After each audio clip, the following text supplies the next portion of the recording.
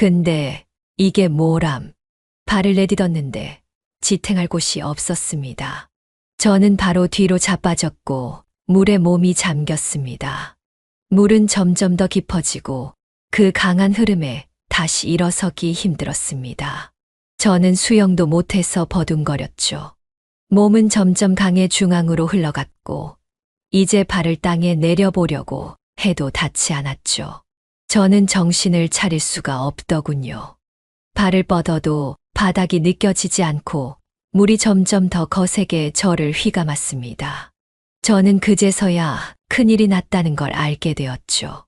저는 몸을 바둥거리며 며느리에게 외쳤죠. 도와줘! 희선아, 발이 안 닿는다. 나 좀 살려줘! 목소리도 제대로 나오지 않기 시작했어요. 순간 물속에서 버텨내는 게 점점 더 힘들어졌습니다.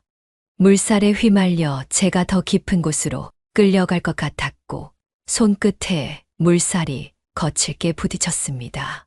그러나 예상과는 달리 며느리는 바로 구하러 오지 않더군요.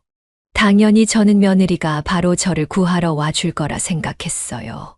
하지만 희선은 제 앞까지 와서는 전혀 저를 돕지 않았습니다. 오히려 그녀는 제 앞으로 천천히 다가와 미소를 지으며 제 몸을 조금 더 깊은 곳으로 밀어버렸습니다. 제 몸은 순식간에 물속으로 밀려갔고 물살에 휘말려 저는 더욱 깊은 곳으로 내려갔습니다. 저는 며느리가 저를 도와줄 줄 알았지만 오히려 저를 밀어넣었단 사실이 너무 충격적이었습니다. 그 순간 저는 며느리가 이상한 행동을 했다는 걸 깨닫게 되었습니다. 도와주세요. 사람이 물에 빠졌어요. 갑자기 며느리가 큰 소리로 외쳤습니다. 이게 어떻게 된 일일까요? 지금 며느리가 시어머니를 물속으로 밀고는 돕지 않는 상황인데요. 오늘은 며느리가 자신에게 한 천인공노할 일을 겪으신 방이자님의 사연입니다. 절대로 누구에서도 있어서는 안 될 일이었다고 하는데요. 어떤 내용의 이야기일지 바로 들어보도록 하겠습니다. 안녕하세요. 저는 서울 강북구에 사는 방이자라고 해요. 올해 72이 되었어요. 사연을 듣다가 우연히 어제 올라온 아들을 따라 낚시를 가신 할아버지 사연을 듣게 됐어요. 듣고는 깜짝 놀랐죠. 저와 비슷한 일을 겪으신 분이 또 있었구나라는 생각이 들었기 때문이었어요. 저와는 다른 이야기였지만 살기 무서운 세상이라는 걸 다시 한번 느낄 수 있었죠. 제가 얼마나 무서운 일을 당했는지 끝까지 들어봐 주세요. 그리고 이 힘든 세상 어떻게 살아가야 할지 제 이야기를 듣고 많은 조언 부탁드려요. 저의 이야기는 저와 며느리 사이에서 있었던 일입니다. 그럼 이야기 시작해 볼게요. 처음에 들으셨던 일이 어떻게 발생했는지 이야기하려면 제가 아들을 낳았을 때 이야기부터 시작해야 할 것 같아요. 제가 아들을 처음 품에 안았을 때의 기분은 아직도 잊을 수 없어요. 세상 그 무엇과도 바꿀 수 없는 따뜻한 온기가 제 손끝에 남아있는 듯 했죠. 그 아이가 제게 준 기쁨과 사랑은 제 삶의 모든 고통을 잊게 해주었어요. 그런데 저는 한 가지 큰 비밀을 숨기고 있었습니다. 아들 종호에게는 말하지 못한 이야기들이 있었죠. 사실 저는 처음 남편을 만났을 때 그리 특별한 감정은 없었어요. 그저 남편이 저에게 다가왔을 때 어머니가 그에게 인물 좋고 착한 사람이라고 소개하셔서 처음 만났을 뿐이었어요. 남편은 제게 아주 좋은 사람이었고 돈이 꽤 많은 집안의 아들이기도 했죠. 아마 남편이 제게 끌린 건 제가 단순하고 순수한 성격이었기 때문이었을 거예요. 그 사람은 참 다정하고 상냥했어요. 물론 결혼 전에는 그 사람의 재산이나 집안 환경은 전혀 신경 쓰지 않았어요. 그는 언제나 저를 아껴주었고 결국 우리는 결혼을 하게 되었죠. 결혼을 준비하면서 조금씩 그가 제게 보여주는 신뢰와 다정함에 저도 조금씩 마음이 열렸어요. 그리고 결혼 후 그가 제게 남긴 것들은 적지 않았습니다. 아들이 태어난 이후 남편은 저에게 많은 재산을 남겨두었어요. 정말 많은 재산이었죠. 남편이 자동차 사고로 죽었을 때 남겨진 유산을 물려받으면서 저는 처음으로 큰 돈을 가지게 되었죠. 남편이 없다는 것에 큰 슬픔을 느꼈지만 아들을 위해 살아야 했어요. 그 많은 돈은 사실 제게 큰 의미가 없었어요. 제가 그 돈을 어떻게 써야 할지 모르겠더군요. 그저 아들이 자라는데 필요한 것만 사주었고, 그 외에는 다른 사람들에게 나누거나 그냥 지출을 아끼면서 살았죠. 남편이 떠나고 난 후에도 그 돈은 거의 손대지 않고 그대로 두었어요. 아들이 나중에 어느 정도 자라면 이 돈을 모두 줄 계획이었죠. 저는 그저 아들이 자라서 좋은 사람이 되기를 바랄 뿐이었어요. 그리고 아들은 그렇게 자랐어요. 제가 아들에게 많은 돈을 쏟지 않았기 때문에 아들은 우리 집이 그렇게 부유하다는 것을 몰랐어요. 오히려 저는 항상 우리가 가진 건 많지 않지만 마음만큼은 풍요로워야 한다며 그를 키웠습니다. 아들이 자라면서 처음으로 저와 한 번의 대화를 나눈 적이 있어요. 어머니, 아버지가 남기신 재산 같은 거 없으세요? 그런 질문을 받았을 때 저는 그냥 웃으며 대답했죠. 우리는 돈이 많지 않아. 세상에서 가장 중요한 건 사람이고 돈보다 중요한 건 바로 마음이란다. 그 말을 들을 때마다 아들은 이상한 표정을 지었어요. 하지만 저는 그가 이 말을 이해할 때까지 기다렸죠. 그때의 대화가 아마도 아들이 제 집안의 재정 상태가 녹록치 않다고 생각한 첫 순간이었을 거예요.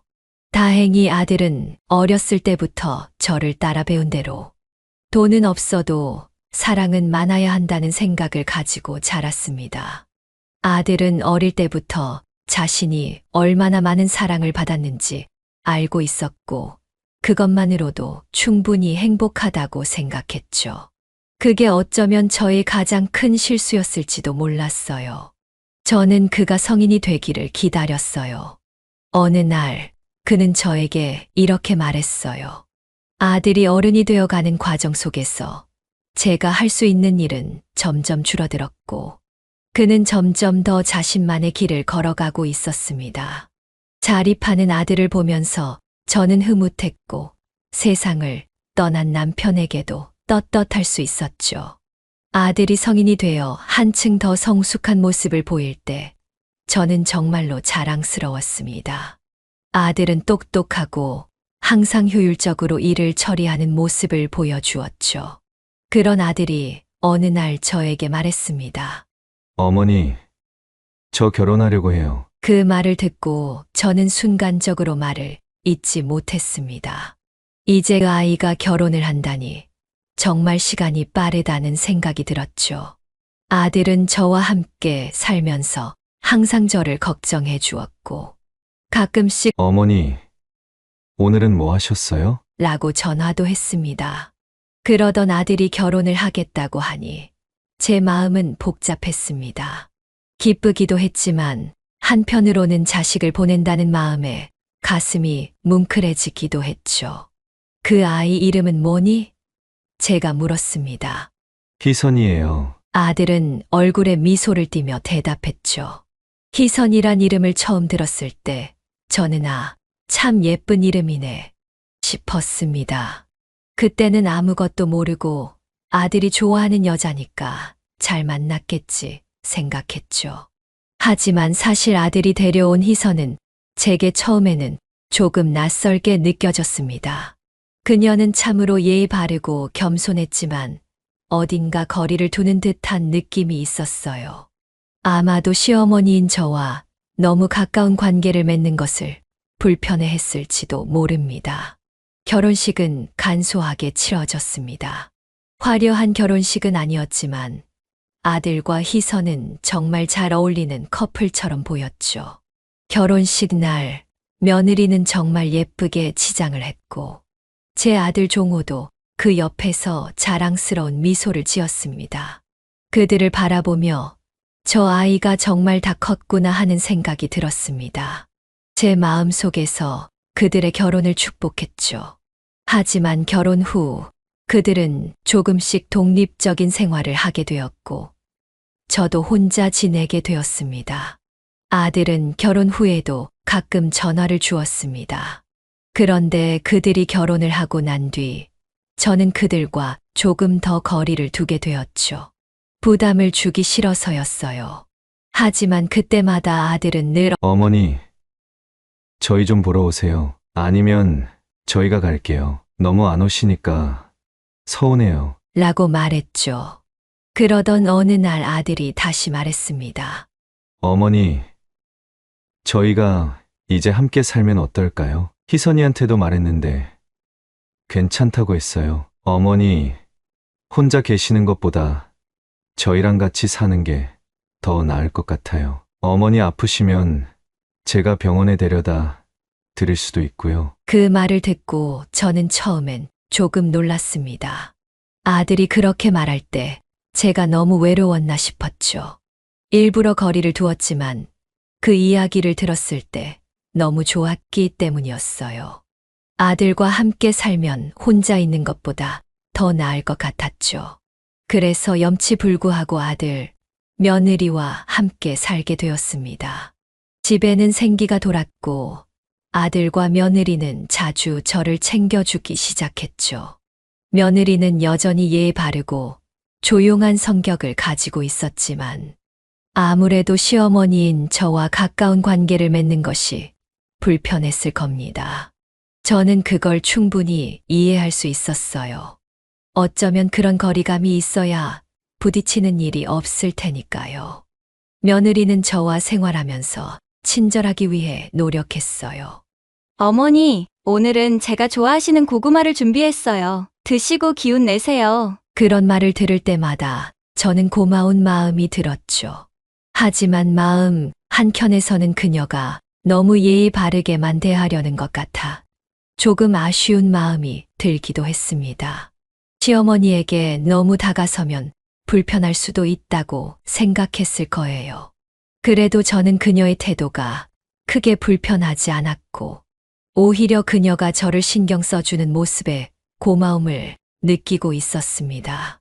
그렇게 몇 달이 지나고 나서 저는 며느리에게 이렇게 말했습니다. 희선아, 나에게 조금 더 편하게 다가와도 괜찮아. 너무 예의만 차리지 않아도 돼. 그 말을 들은 희선은 잠시 멈칫하더니 조심스럽게 대답했죠. 어머니, 아니에요. 제가 너무 낯을 많이 가려서 죄송해요. 사실 저도 어머니와 좀 더 친해지고 싶어요. 그 말을 듣고 나니 제 마음이 조금 가벼워졌습니다. 이제 조금씩 서로 편해질 수 있겠구나 싶었죠. 그때만 해도 저는 그들이 제 곁에서 함께 생활하는 게 참 행복했죠. 그런 마음이 커져갔습니다. 하지만 그 후에 그들 사이에서 일어날 일들이 제가 전혀 예측하지 못한 방향으로 흘러가게 되리라고는 꿈에도 몰랐습니다. 며느리는 저와 함께 살게 된 후 점차 자신만의 꿈을 키워나가고 싶어 했습니다.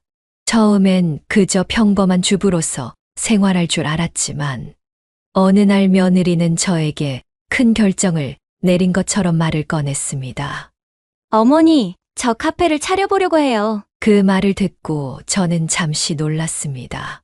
며느리는 조용한 사람이라 그런 도전을 할 거라는 생각을 전혀 하지 못했거든요. 물론 카페를 차린다는 것은 큰 결단이고 잘 되면 좋은 일이었지만 그만큼 위험이 따르는 일이라는 걸 알았기에 저는 걱정이 되었습니다. 카페를, 그것도 이렇게 갑자기 말이야? 제가 물었을 때 며느리는 망설이지 않고 대답했습니다. 네, 어머니, 이전부터 생각해왔던 거예요. 저희가 모은 돈을 다 써야 하긴 하지만 남편과는 다 이야기했어요. 작은 규모로 시작해보고 싶어요. 저는 며느리의 열정을 이해할 수 있었기에 응원해주고 싶었지만 점차 걱정이 커지기 시작했습니다.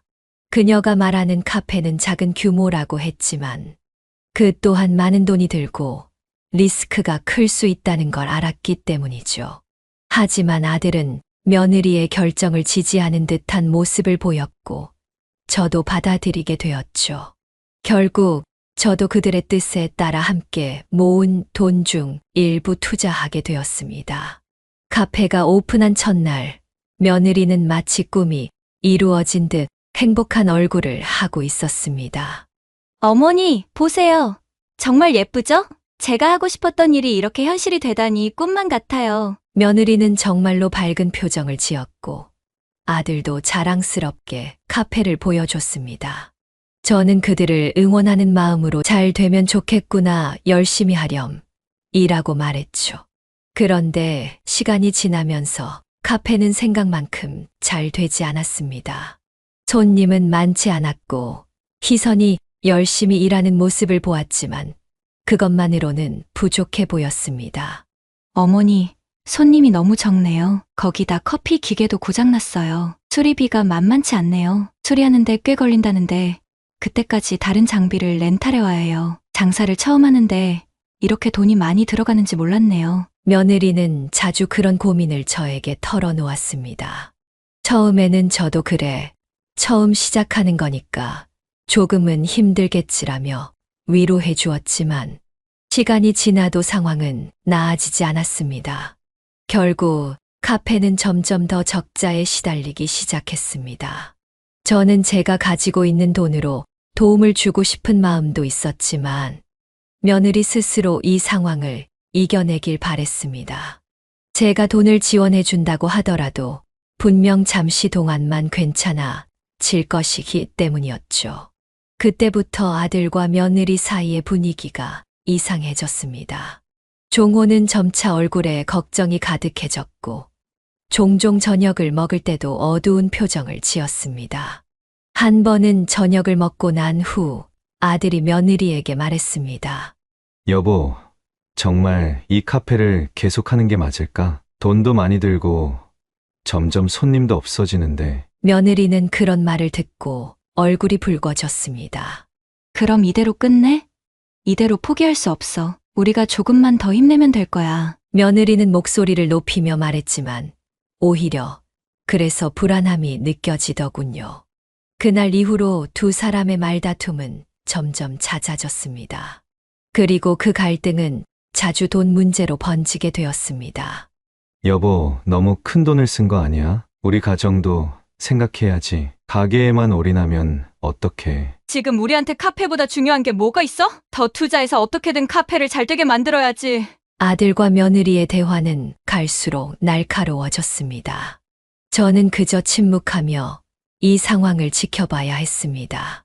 그들이 너무 싸우는 모습을 보고 있자니 마음이 너무 아팠죠. 어느 날 며느리는 저에게 말했습니다. 어머니 혹시 더 모아둔 돈 같은 거 없으세요? 더 이상 남편이 카페에 돈을 쓰려고 하지 않아요. 저는 그 질문에 며느리가 조금씩 변하고 있다는 느낌을 받았습니다. 이전에는 그런 돈 문제에 대해 거리감을 두고 조용하게 넘기던 사람이었는데 이제는 돈 이야기만 하는 사람이 되어가고 있었죠. 그리고 그 후로도 여러 번 돈에 관한 이야기가 나오면 며느리의 태도는 점점 더 바뀌었습니다. 어머니 주변에 돈 있는 사람 아시는 분 없으세요? 돈을 조금만 더 쓰면 카페가 살아날 것 같은데 혹시 투자하실 분 좀 알아봐 주시면 안 돼요?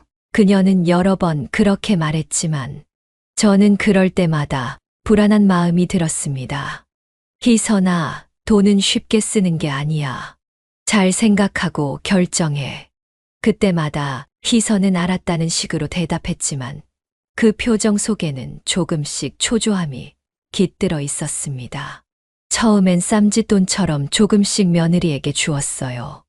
며느리가 힘들어하는 걸 보기가 힘들었고 아들과 싸우지 않길 바래서였어요.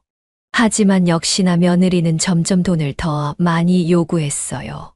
그녀는 처음에는 예의 바르게 조심스럽게 돈 이야기를 했지만 이제는 마치 그것이 당연한 권리인 양말을 꺼내기 시작했죠. 이 모든 변화들이 처음에는 작은 불안감으로 시작되었지만 점차 심각한 갈등으로 번지게 되었고 그 갈등은 결국 저희 가정에 큰 그림자를 들이우게 되었습니다. 그때부터 제 마음속에는 하나의 생각이 계속 맴돌았습니다. 아들에게 아버지가 남긴 유산에 대해 이야기해야겠다는 생각이었죠. 남편이 세상을 떠나면서 그가 남긴 재산이 꽤 되었고 종호도 알게 될 때가 되었으니까요. 하지만 그 생각을 실천으로 옮기기까지 저는 마음이 무겁고 복잡했습니다. 만약 제가 그 이야기를 꺼내면 며느리가 어떻게 반응할지 너무나 걱정이 되었기 때문입니다. 카페가 실패하면서부터 돈 문제로 점점 불만을 표출하는 며느리의 모습을 보면서 그 유산을 지금 말하는 것이 옳은지 아니면 더 시간이 지난 후에 이야기하는 게 나을지 계속 고민하게 되었습니다. 저는 아들을 사랑했지만 그 사랑이 돈과 복잡하게 얽히는 걸 원치 않았습니다. 저는 결국 상황이 조금 안정되면 그때 말을 꺼내기로 마음먹었습니다. 나중에 시간이 좀 지나고 희선이도 안정이 되면 그때 주는 게 맞아. 그렇게 생각하며 제 마음을 다잡았습니다. 그러던 어느 날 희선의 태도가 점점 더 달라지기 시작했습니다.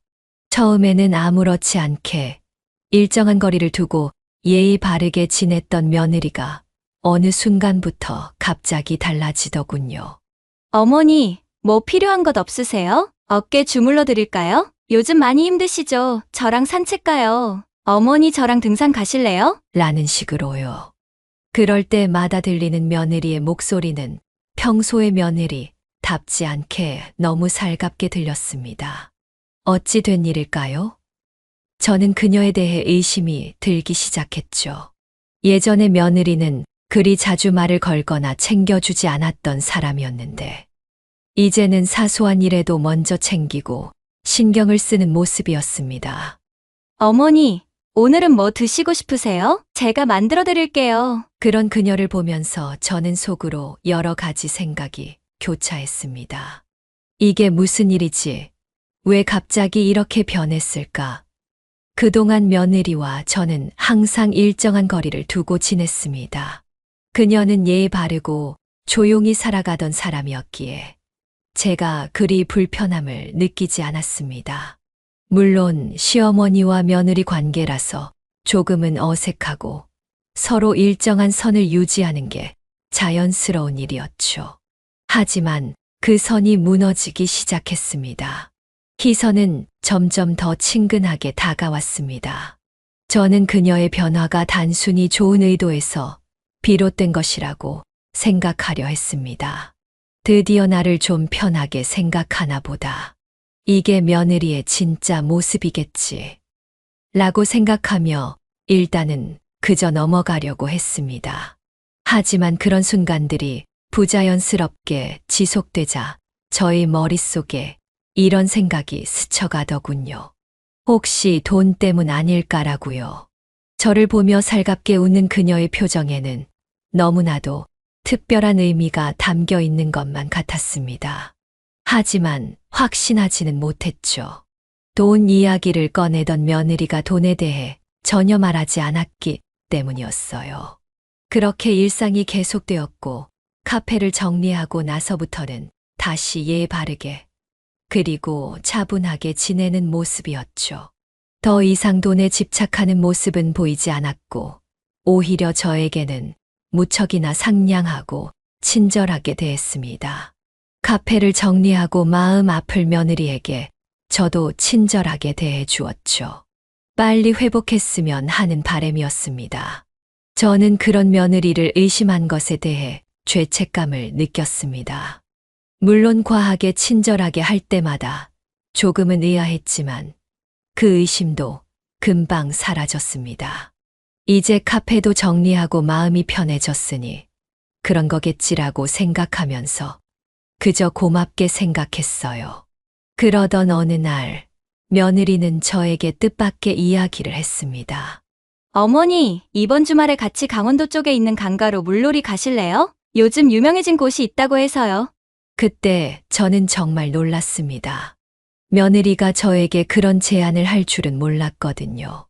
왜 하필 저와 둘만 가자고 했을까 싶어서 좀 의아했어요. 하지만 며느리가 진지한 표정으로 말했습니다. 어머니, 제가 요즘 너무 일에 치였어서 회복하는 시간이 필요한 것 같아요. 그리고 좀 더 어머니와 가까워지고 싶은 것도 있고요. 여자 둘이서 시간을 보내는 것도 좋을 것 같은데 어떠세요? 그녀의 말은 참 따뜻하고 진심인 것처럼 들렸습니다. 그 말을 들으니 제가 어떻게 거절할 수 있었겠어요? 그래, 가자. 너랑 둘이 좋은 시간 보내는 것도 나쁘지 않겠구나. 저는 그렇게 기쁜 마음으로 승낙했습니다. 사실 그때는 그저 그녀가 더 친해지고 싶어 그런 제안을 했다고 생각했습니다. 그동안 며느리와의 관계가 딱딱했던 만큼 둘이서 시간을 보내면 더 가까워질 수 있겠구나. 그렇게 생각하면서 마음을 열었습니다. 그리고 며느리가 카페 창업을 실패하고 힘들어하는 마음을 달래주고 싶었습니다. 우리 둘이 가서 좋은 시간을 보내자꾸나. 네, 어머니, 계획은 제가 짤게요. 몸만 따라오세요. 그렇게 당일이 되었어요. 며느리와 함께 강으로 떠나는 길은 정말 기분 좋았습니다. 한참을 차로 달려가며 창밖으로 펼쳐지는 풍경을 보니 마음이 한결 가벼워졌죠. 그때까지만 해도 좋았어요. 마치 딸과 단둘이 시간을 보내는 것 같아 그게 가장 좋았습니다. 아들이 어렸을 때 둘이 함께 떠났던 여행도 생각이 났죠. 그런 행복한 기억들이 떠오르면서 저는 며느리와의 관계도 한층 더 깊어지길 바랐습니다. 어머니, 길이 좀 험한데 괜찮으세요? 희선이 저를 걱정하며 물었지만 저는 웃으며 대답했죠. 괜찮다. 이런 여행이 오랜만이라서 좋구나. 저는 들뜬 마음으로 차에서 나오는 노래를 들으며 행복해했죠. 며느리도 같은 마음이었으면 좋겠다고 생각했습니다. 하지만 가는 내내 며느리는 뭔가 굳어있는 느낌이었습니다. 저와 이야기를 나누는 것 같지만 표정에서 조금 불편해 보이는 기색이 보였고 그다지 활발하게 대화를 이어가는 모습은 아니었어요. 뭐랄까, 뭔가 결심한 듯한 표정이었죠. 기분이 좋은 저는 그런 점이 조금 이상하게 느껴지기도 했지만 그럴 수 있겠지 싶었습니다. 아마도 긴 여행이라 피곤할 수도 있고 아무리 친해지려고 여행을 떠난다 하지만 저랑 둘이서만 있다는 게 불편할 수도 있겠다고 생각했죠. 그래도 마음은 긍정적으로 가지려고 했습니다. 그렇게 차는 계속해서 달려갔고 우리가 도착한 곳은 사람들이 꽤 많은 강 주변이었어요. 며느리는 차에서 내리자마자 어머니, 조금만 더 가요. 사람 많은 곳은 별로 놀기 좋지 않은 것 같아요. 그때 저는 왜 좋지 않다고 말하는지 의아했지만 조용히 놀고 싶은가 해서 별 생각 없이 그렇구나, 사람이 너무 많으면 불편하겠지 라고 대답했습니다. 그러더니 며느리는 저를 이끌며 조금 더 들어가 보자고 했습니다. 결국 우리는 사람들 사이를 빠져나와 주변에 사람들이 거의 없는 고요하고 한적한 곳으로 갔죠. 저 멀리 놀러 온 학생들 말고는 아무도 없었어요. 며느리는 주위를 둘러보더니 그제야 괜찮나 본지 이곳에서 놀자고 하더군요. 그곳에 도착했을 때 처음엔 그저 아름답고 평화로운 자연만 보였습니다. 물은 맑고 경치는 정말 좋았어요. 하지만 살짝 들어가 보니 물이 꽤 깊은 곳이라는 걸 알게 되었죠. 생각보다 물이 깊네. 저는 살짝 걱정스러운 마음이 들었습니다. 이 정도면 괜찮겠지. 조금 들어가는 정도는. 그렇게 생각하며 덤덤하게 자리를 잡기로 했습니다. 사실 물이 깊긴 했지만 전혀 무서운 느낌은 없었어요. 그저 물놀이를 즐기면 되는 것 아닌가 했죠. 희선은 준비물을 챙기고 돗자리를 펼쳐놓으면서 어머니, 여기서 놀 준비 되셨죠? 라고 물었습니다. 응, 괜찮다. 저는 그렇게 대답하며 돗자리를 펼쳤습니다. 그렇게 저희는 먼저 싸온 음식들을 먹었고 얕은 곳으로 가서 발을 물에 담갔습니다. 며느리는 젊어서 그런지 재밌게 놀더군요. 저는 나이가 나이인지라 발만 담그는 것만으로도 좋았습니다. 경치가 참으로 좋았거든요. 근데 며느리가 갑자기 물에서 나와 돗자리 위에 있는 휴대폰을 들며 말했습니다. 어머니, 경치가 참 좋네요. 제가 사진 찍어 드릴게요. 좀 더 물에 들어가 보세요. 저는 그 말에 몸을 일으켜 돌아 며느리 쪽을 향해 섰습니다. 어머니, 너무 얕은 것 같아요. 조금만 더 들어가세요. 그래야 사진이 잘 나올 것 같아요. 며느리의 말에 저는 조금 망설였습니다. 조금 더 들어가니 물살이 점점 세졌거든요. 그리고 좀 더 앞이 얼마나 깊은지 가늠이 가지 않았어요. 그래도 조금만 더 들어가면 될 거라 생각했어요. 그래, 조금 더 들어가 보마. 이 정도면 되겠니? 하고 강속으로 들어갔습니다. 어머니, 조금만 더요. 허리 조금 위까지는 들어가셔야 물놀이 온 느낌이 나죠. 그렇게 저는 며느리 말에 따라 조금씩 더 깊은 곳으로 들어갔습니다. 물은 예상보다 차가웠지만 그래도 사진을 찍어주겠다는 며느리의 친절을 거절할 수는 없었죠. 저는 허리가 넘는 곳까지 들어갔고 이제는 더 이상 들어갈 수 없다고 생각했습니다. 애야, 이제 한계야. 여기서 찍어다오. 며느리는 그제서야 휴대폰으로 저희 사진을 찍어 주었어요. 저는 최대한 행복한 표정을 지으려 했죠. 근데 며느리가 휴대폰을 내리더니 말했어요. 어머니, 진짜 딱 한 발자국만 뒤로 가시면 훨씬 잘 나올 것 같아요. 지금도 너무 깊단다.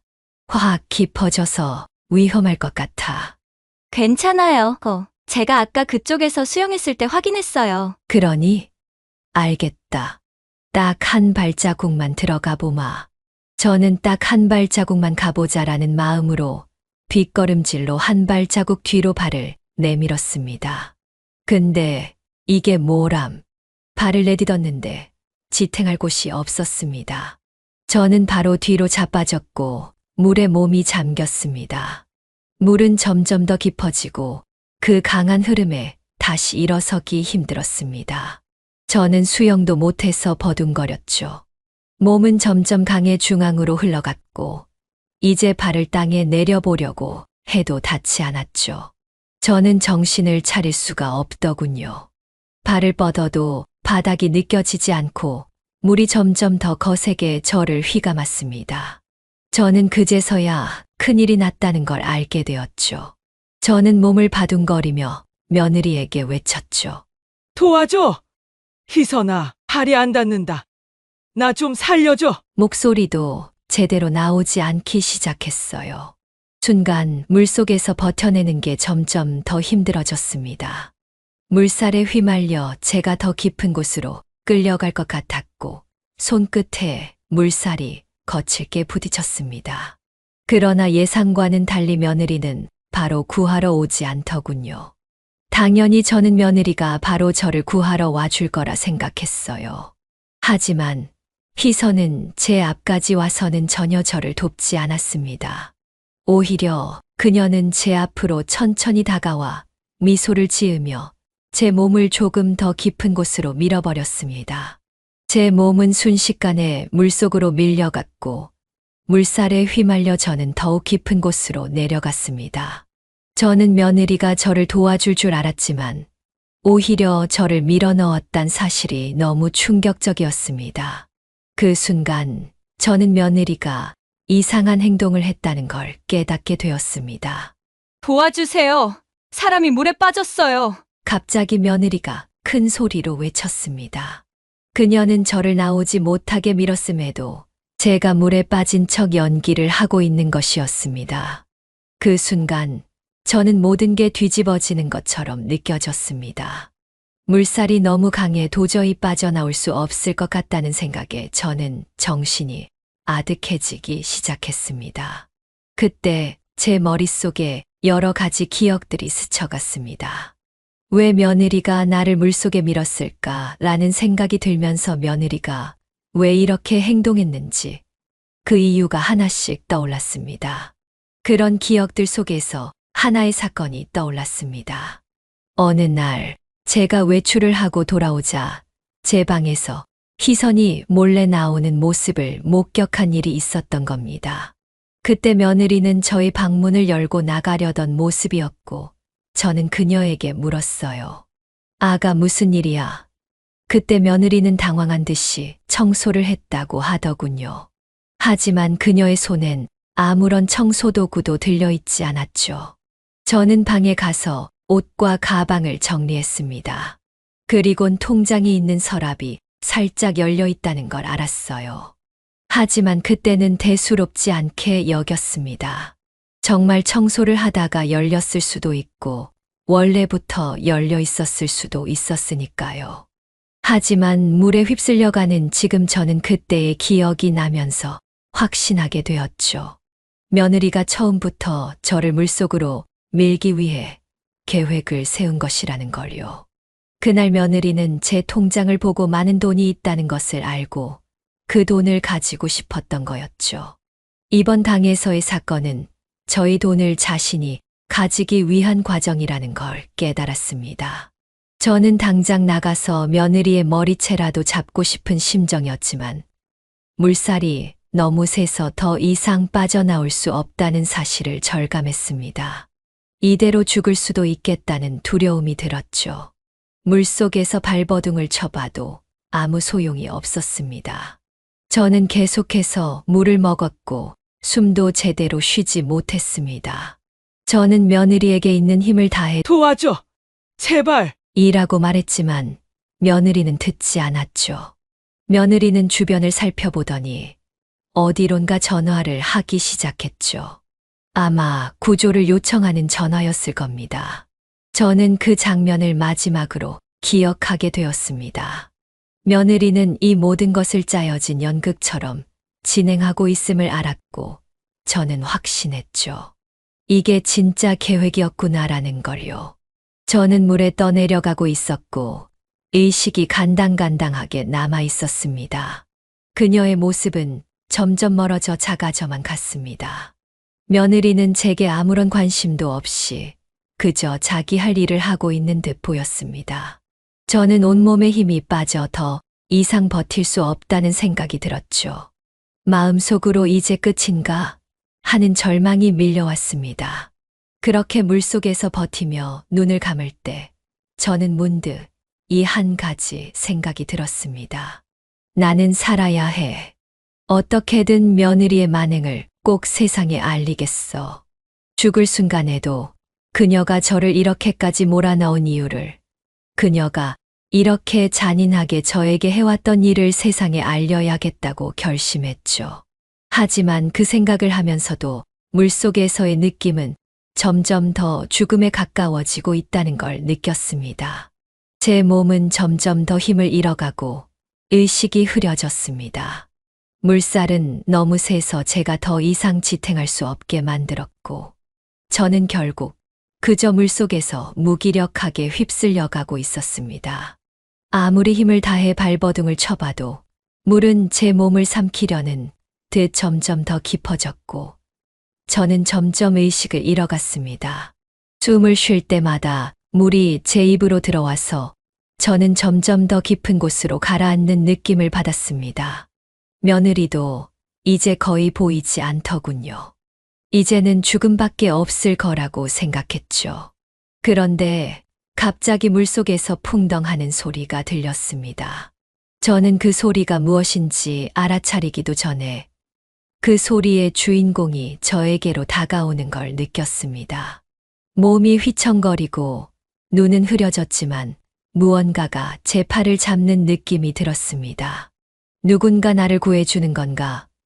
물속에서 그렇게 떠내려가던 중에 제가 갑자기 끌려나가는 느낌이 들었습니다.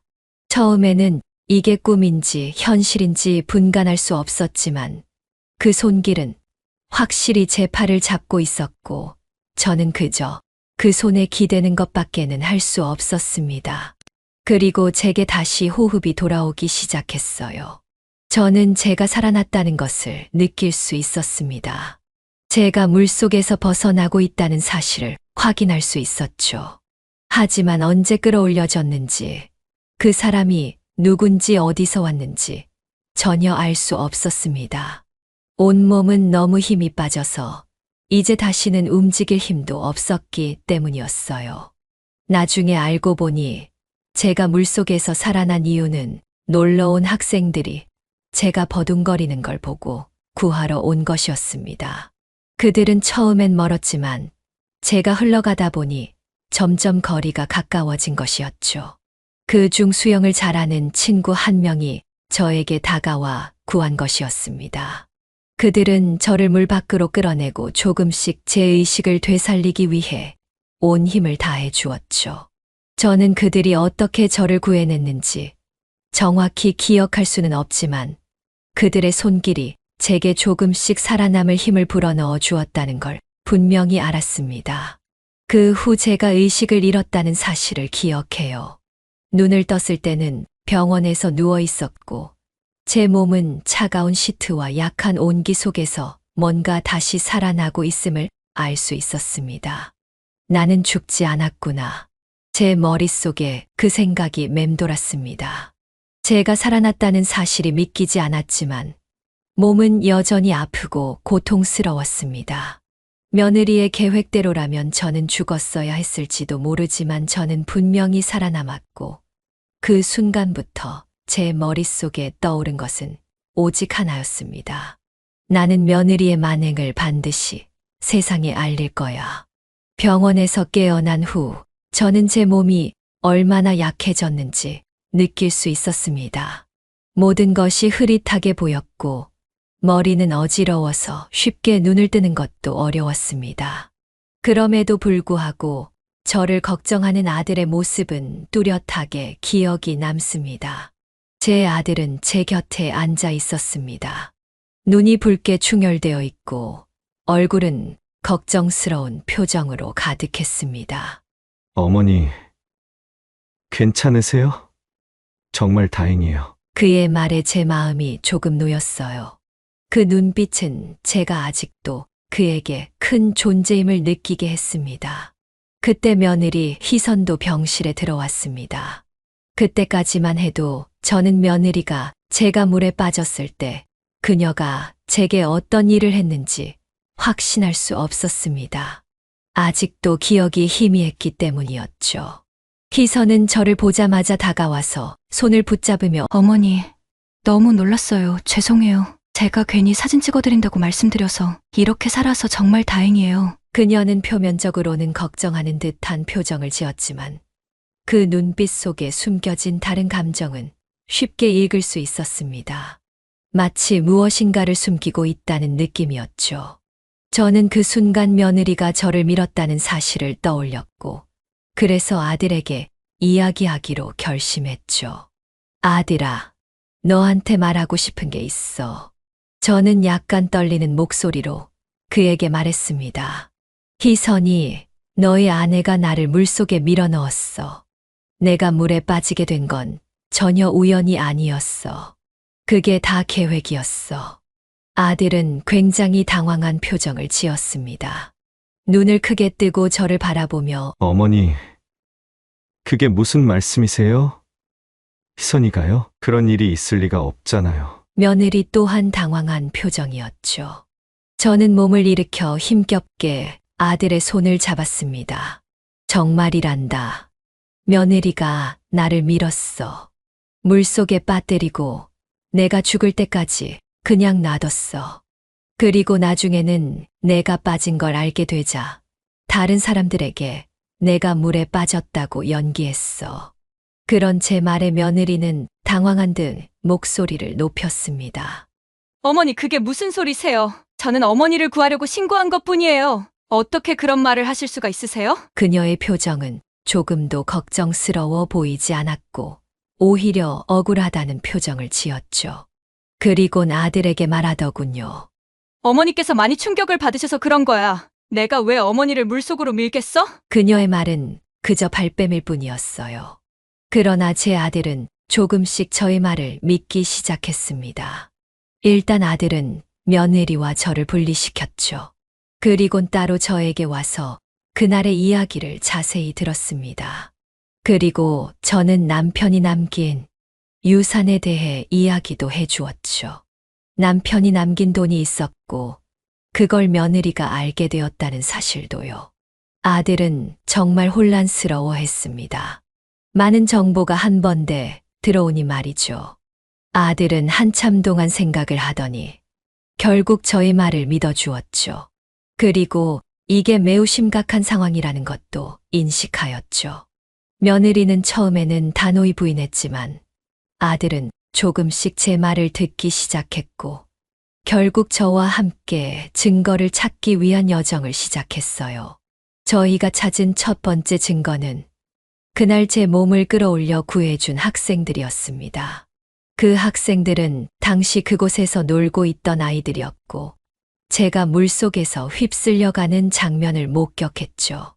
그 학생들은 제게 물속에서 빠져나오지 못하는 상황에서 어떻게 구출했는지 세세하게 기억하고 있었습니다. 저희가 그날 할머니를 봤어요. 그 학생들은 경찰 진술에서도 그렇게 증언해 주었습니다. 할머니가 물에 빠져 있었고 저희가 그것을 보고 즉시 구출했어요. 물속에서 발버둥 치는 걸 보고 바로 뛰어들었죠. 그 전에 할머니가 도와달라고 소리치는데 앞에 있던 여자분이 가까이 가서 밀었던 것 같아요. 적어도 구하려는 아무 행동도 하지 않았어요. 아들은 그 말을 듣고 눈을 질끈 감더군요. 아들은 이게 사실이 아니길 바랬을 겁니다. 그렇지만 다시 정신을 차리고 저와 함께 며느리에게 벌을 주기 위해 여러 증거를 찾기 위해 힘썼죠. 다행히도 며느리의 부인과 발뺌에도 불구하고 저희는 그날의 진실을 밝혀낼 수 있었습니다. 이 모든 일이 조금씩 드러날 때마다 저는 느꼈습니다. 그동안 제게 무엇을 숨기고 있었는지, 그 의도가 무엇이었는지 말이에요. 그 진실을 반드시 밝혀야 한다는 마음을 더욱 확고히 했죠. 모든 것이 드러나기까지 많은 시간이 걸렸습니다. 경찰에 신고하고 증거를 모은 뒤에도 그 과정은 쉽지 않았습니다. 경찰은 저희 말을 듣고 사건을 조사하기 시작했습니다. 그리고 다행히도 그 사건을 목격한 학생들의 증언이 결정적인 역할을 했습니다. 그들이 말한 대로 그날 제가 물속에 빠졌을 때 며느리가 저를 물속에 밀어넣고 나중에 도와주세요. 사람이 물에 빠졌어요라고 연기했다는 사실이 서서히 밝혀졌죠. 검찰은 이 증거들을 바탕으로 사건을 철저히 조사했으며 그 결과 며느리 희선의 범죄가 확정되었습니다.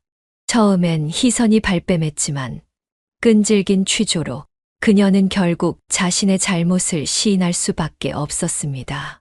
처음에는 아무렇지도 않게 연기를 하던 희선이었지만 그 끈질긴 수사와 증거 앞에 무너지고 말았죠. 맞아요. 제가 그랬어요. 그날 취조실에서 희선은 결국 눈물을 흘리며 고백했습니다. 제가 그때 어머니를 물에 밀었어요. 저는 그 돈이 필요했어요. 어머니가 돈이 많으시면서 그걸 저희 부부에게 비밀로 하고 있다는 것에 배신감을 느꼈어요. 저는 그 이야기를 듣고 말문이 막혔습니다. 믿을 수 없었죠. 며느리가 저희 생명까지 위협하면서까지 제 재산을 노렸다는 사실이 제겐 너무나 충격적이었습니다. 그동안 며느리가 예의 바르고 자상한 척했지만 그 모든 것이 저를 속이기 위한 계획이었다는 걸 이제야 알게 된 것이었습니다. 처음엔 정말 며느리가 저를 위해 무엇인가를 하는 줄 알았지만 결국 그 모든 것이 제 재산을 빼앗기 위한 속셈에 불과했던 거죠. 그리고 아들과 며느리를 위해 언젠가는 줄 돈이었고 그 둘을 위해 말하지 않았던 것인데 거기서 배신감을 느꼈다는 말에 저는 절망할 수밖에 없었죠. 희선은 계속해서 말을 이어갔습니다. 제가 아무리 말을 해도 어머님은 돈이 없는 척 연기했고 저를 도와줄 기미를 조금도 보이지 않으셨어요. 그래서 제가 그 돈을 가져야겠다고 생각했죠. 그게 제가 살아남는 길이라고 믿었어요. 그래서 제 계획을 세웠습니다. 희선은 그렇게 고백하면서도 아직도 자신의 행동에 대해 깊은 반성을 하고 있는 듯 보이지 않았습니다. 단지 자신이 잡힌 것에 대해 억울하다는 듯한 표정을 짓고 있을 뿐이었죠. 하지만 그녀의 말 속에는 분명한 동기가 있었습니다. 바로 저를 죽이고 제 재산을 손에 넣으려는 그 욕망이었죠. 그렇게 드러난 희선의 본성은 제가 알지 못한 그녀의 또 다른 얼굴이었습니다. 재판 중에 그녀는 계속해서 용서를 빌었죠. 어머니, 제가 잘못했어요. 정말 잘못했어요. 하지만 그 눈물은 이미 진심이 아니란 걸 저는 알 수 있었습니다. 그녀는 그저 감옥에 가기 전에 마지막으로 한 번 더 아들에게 자신의 죄를 덮으려는 듯한 모습을 보였죠. 그렇게 며느리는 형을 선고받고 결국 감옥에 갔습니다. 저는 더 이상 그 사건에 대해 생각하지 않으려고 했습니다.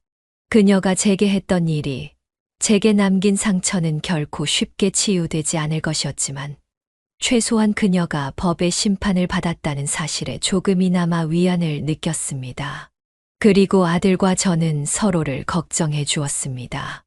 아들은 자신이 그런 며느리와 결혼을 했다는 것에 죄송해했고, 저 또한 아들이 저 못지않게 충격을 받았다는 것을 걱정했죠.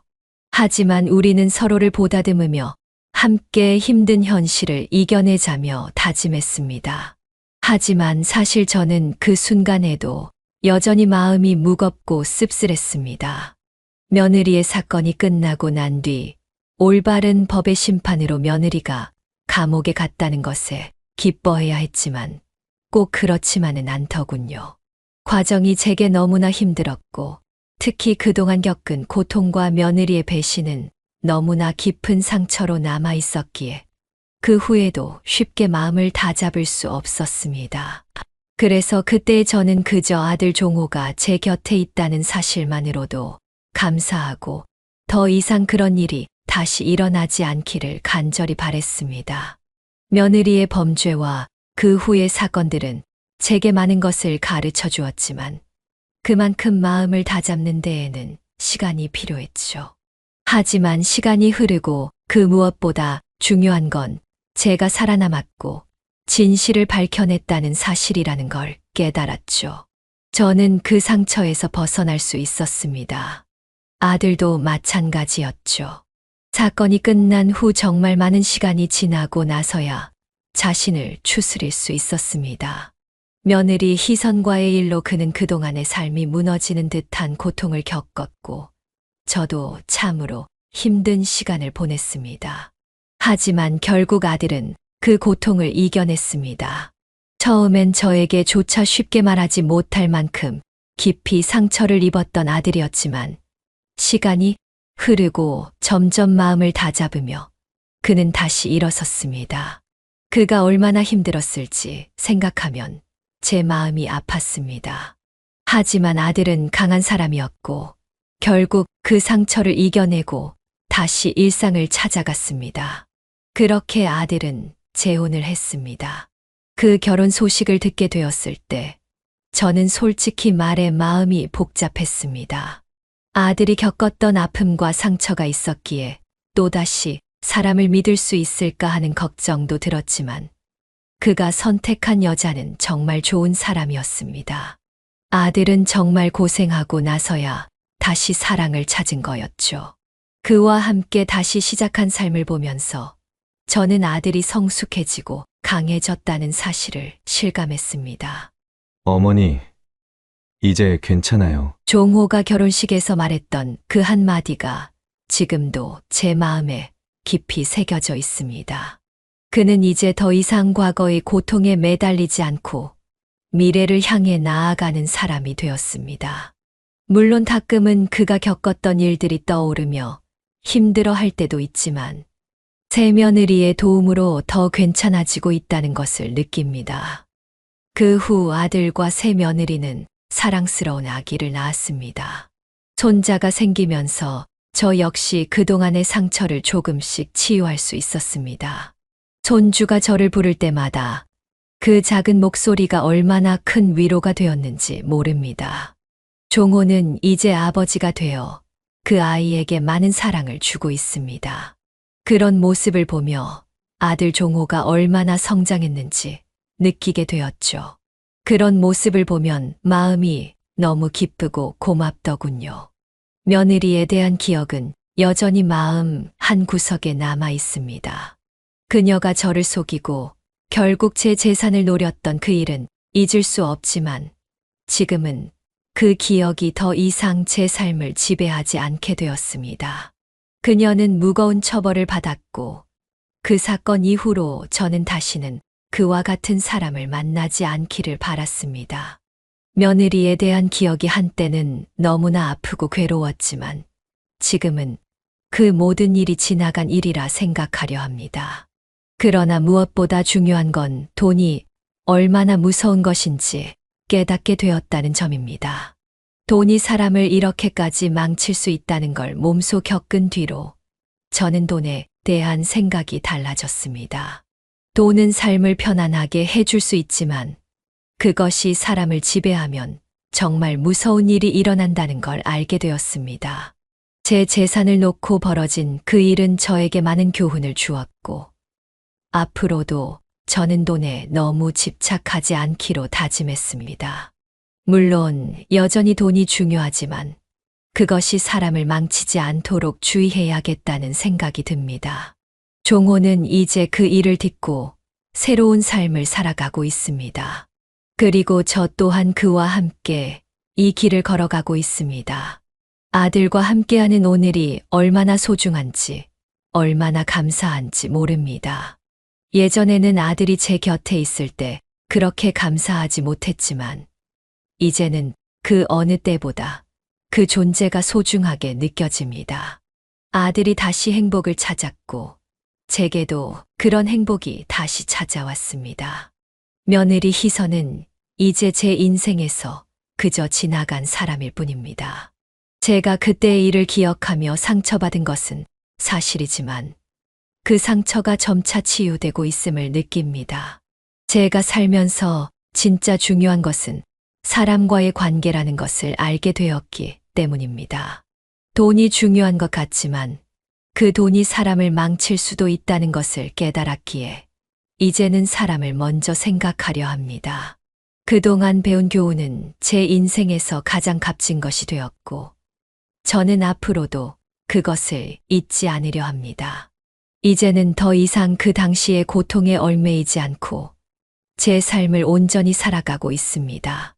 아들과 함께 더 나은 내일을 꿈꾸며 손주와 함께하는 오늘을 소중하게 생각합니다. 제 이야기는 이렇게 마무리하려고 합니다. 제 이야기를 듣고 어떻게 생각하시는지, 저는 어떤 선택을 했어야 했는지 좋은 의견 말씀해 주세요. 지금까지 제 이야기를 들어주셔서 감사합니다.